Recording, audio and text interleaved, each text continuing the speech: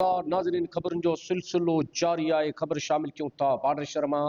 Border में वारा तालुके जे ॻोठ मोहम्मद रमज़ान बिरोही जे रवासिन मर्दन औरतुन मासूम ॿारड़नि अबू बकर बिरोही, नूर बीबी बिरोही, अक्सा बिरोही, ज़ारा बिरोही, मसूद बिरोही ऐं ॿियनि दरगाह शरीफ़ चौंक वटि पाक किताब खणी एहतिजाज कंदे मीडिया ॾो दाईंदे चयो आहे त 4 साल अॻु असांजे नौजवान मक़तूल अली अहमद बिरोही खे पंहिंजनि सगन चाचनि काराए जो कूड़ो इल्ज़ाम मड़े मोहम्मद रमज़ान बिरोही, खान मोहम्मद बिरोही, खैर मोहम्मद बिरोही, अब्दुल रसूल बिरोही, सैफुल्लाह बिरोही क़त्ल करे संदसि लाश रोड़ी केनाल में फिटो कयो हो, जेको असांखे 4 साल गुज़रण जे बावजूद बि न मिली सघियो आहे।